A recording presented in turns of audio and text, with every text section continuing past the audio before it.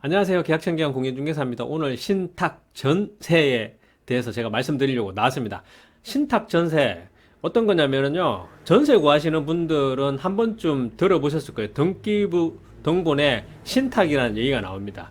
수탁자라는 게 있고 신탁자라가 있는데 뭐 거기에 대해서 제가 간단하게 설명드리고 어떻게 하면 신탁전세를 안전하게 들어갈 수 있는지 신탁전세를 피해야 되는 것과 안전하게 들어가야 되는 것들을 제가 말씀드리고 특히 공인중개사 현업에 계시는 분들도 이 영상 보셔서 신탁전세를 어떻게 안전하게 중개를 하실 건지도 같이 한번 제가 말씀드려 볼게요. 한번 볼게요.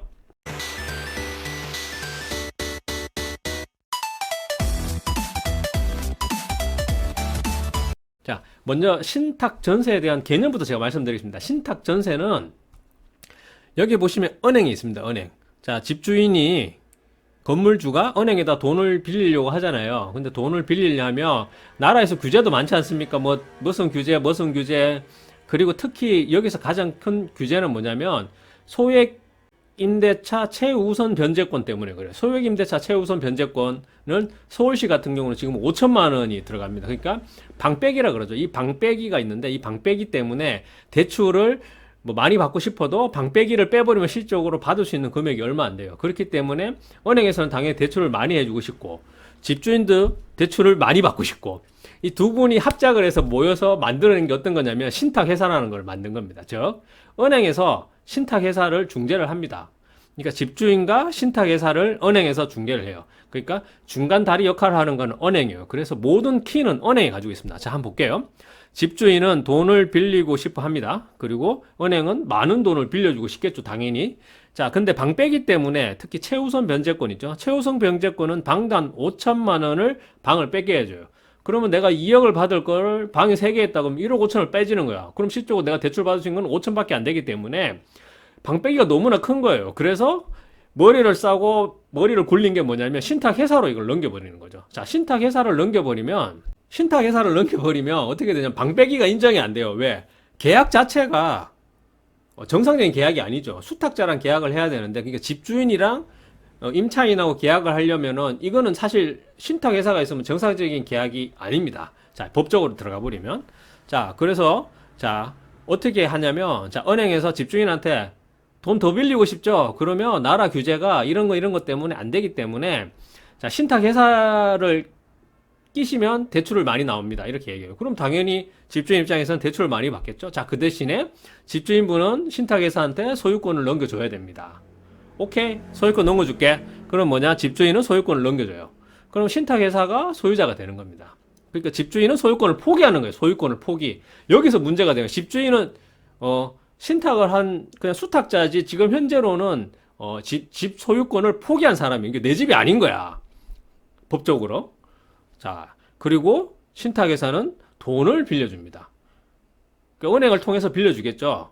자, 그러면 이게 뭐냐면 자, 여기 보시면 제가 계약서를 최근에 전세 계약을 하나 썼는데 요거에 대해서 제가 말씀을 드릴게요. 자, 서울시 강북구에 302호를 계약을 했습니다. 소유권 보존이 됐죠. 소유자는 개인으로 소유권 보존이 됐는데 바로 당일날 신탁회사에서 교보 자산 신탁 주소에서 바로 그 당일날 소유권 이전을 했어요. 자, 이게 무슨 얘기냐면 이 신축으로 이제 건축을 한 상황이었는데 왜 내 집이 됐는데 왜 내 집을 안 하겠어요? 바로 교보 자산 신탁 주식회사로 이 신탁회사를 넘겼어요. 근데 이 신탁회사가 지금 소유자가 된 겁니다. 그러니까 얼구가 필요 없는 거예요. 이 신탁회사랑 그 은행은 그냥 짬짬이야. 똑같은 거라 보시면 돼요. 그렇기 때문에 굳이 얼굴을 그러니까 이 등기부 등본을 보면 되게 안전한 집이야. 건저당만 보면 건저당이 없으니까. 자, 이런 식으로 합니다. 자, 근데 자, 전세를 구하는 문제점은 있어요. 문제점은 뭐냐면 대부분 수탁자와 전세 계약을 합니다. 왜냐하면 신탁은 회사고 수탁자는 사람이잖아요. 그러니까 사람이랑 계약을 자기가 임대인이라 그러잖아. 수탁자라 되어 있으니까. 근데 계약을 하는데 이 계약은 등기상 신탁자 소유자는 지금 현재의 신탁회사의 소유주기 때문에 수탁자는 이 계약할 수 있는 권한이 없는 거예요. 그러니까 결국은 뭐냐면 내가 수탁자랑 여기 있는 이 사람이랑 계약을 해봤자 이 상황에서 전혀 계약 자체가 무효인 거야. 의미가 없는 거야. 그러니까 계약이 무효. 이게 보면은 왠지 이 사람이 소유자 같잖아요. 그냥 단지 내 소유권을 이 사람은 여기에 신탁회사에 신탁했을 뿐이다라고 할 말이 좀 말이 비슷하게 맞거든. 근데 이거는 계약이 완전 무효가 되는 겁니다. 그렇기 때문에 여기서 이제 중개사고 터지고 임차인들 밖에 나가고 신탁회사에서는 내가 소유자인데 뭔 소리냐. 계약 무효 소송을 해버립니다. 그러면 임차인은 돈 한 푼 못 갚고 쫓겨납니다. 이게 지금 현재 법이에요. 잘 생각을 하셔야 돼요. 자, 그러면 내 돈을 지키려면 어떻게 하냐면, 자, 신탁 전세를 안전하게 계약하는 방법이 있습니다. 자, 첫 번째. 전세 계약할 때 잔금시, 물론 수탁자가 나와서 전세 계약할 거 아니에요. 그때 이제 신탁 말소 조건으로 진행을 하는 겁니다. 그러니까 잔금을 주면 신탁을 말소한다. 왜? 처음에 취지가 뭐였습니까? 돈을 많이 빌리려고 한 거였잖아요. 그러니까 당연히 전세 들어가면 융자가 없어야 되잖아. 그러니까 당연히 융자를 말소하는 조건과 동시에 신탁도 해지하는 조건으로 계약을 진행해야 돼요. 자, 그러면 어떻게 해야 되냐면 이 방법을 얘기할게요. 수탁자에게 은행 대출 담당자를 확인해 달라 그럽니다. 그래서 대부분 이건 부동산에서 해요. 자, 부동산에서 은행 대출 담당자를 확인해서 은행 대출 담당자랑 의논을 합니다.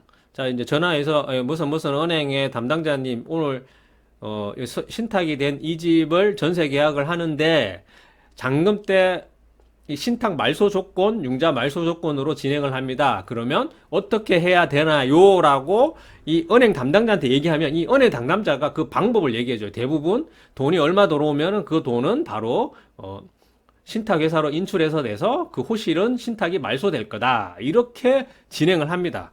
자, 그래서 이제 잔금 시에 정 못 믿으면 은행을 직접 가서 은행에서 만나서 그 담당자 앞에서 잔금을 주고 잔금을 바로 담당자가 신탁회사에다가 돈을 주면서 신탁 말소 등기를 하는 거죠. 요런 거는 한 3, 4일 전부터 벌써 말소 등기 법무사부터 다 섭외를 해서 은행에서 진행을 합니다. 그렇기 때문에 이렇게 진행을 하면 돼요. 근데 만약에 수탁자 있잖아요.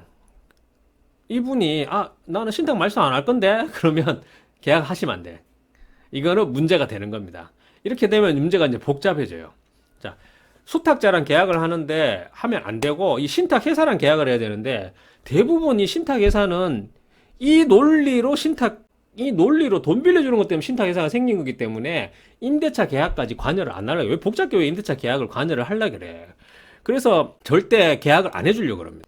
뭐 신탁원부 여기 보시면 신탁은행은 절대 임대차 동의를 하지 않습니다. 그렇기 때문에 그러니까 임대인 수탁자가 신탁을 말소하지 않고 계약을 진행한다. 이거는 전세 계약을 하시면 안 돼요.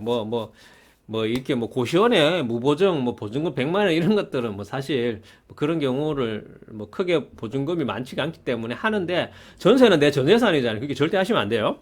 자, 신탁 원부를 등기소에서 발급받을 수가 있는데 신탁 원부 등기소 가서 발급받으셔도 이 임대차에서는 100% 열이면 열 다 임대차는 동의하지 않는다고 다 되어 있습니다. 왜냐면은 이 신탁 자체가 대출 때문에 그런 거기 때문에 그래서 만약에 수탁자가 신탁 원부 내가 말소 안 하고 그냥 전세 받을 거다. 등기부 등본 딱 보시면 융자도 없잖아요. 그래서 융자도 없고 깨끗하다 이런 소리 하면 그 사람은 진짜 사기꾼이에요. 사기꾼입니다. 그러니까 절대 제 말 유의하시고 교보 자산 신탁회사 전화 백날 해봤자 임대차 동의 안 해줍니다. 확인 안 해줍니다. 확인서 달라면 절대 안 해줍니다. 얘네들은 직원들이기 때문에 나와서 이 사람들이 계약서 쓰고 그런 것도 없고요. 그렇기 때문에 무조건 신탁 말소 조건 은행에다가 확인을 해서 말소 방법 은행에서 얘기하라는 대로 하시면 됩니다. 그렇게 협의하면 돼요. 자, 이 건도 제가 전세를 계약을 했어요. 그리고 나서 이 건은 농협은행에서 대출을 받았습니다. 농협은행에서 교보자산 신탁 주식회사를 통해서 계산을 했어요. 그래서 내가 농협은행 담당자를 확인을 해서 전화해서 어떻게 하냐. 그러니까 잔금하는 날 말소하는 조건으로 한다. 그러니까 잔금을 했어요. 잔금을 하는 날 어떻게 됐나. 보시면 소유자가 신탁 원부 말소됐죠?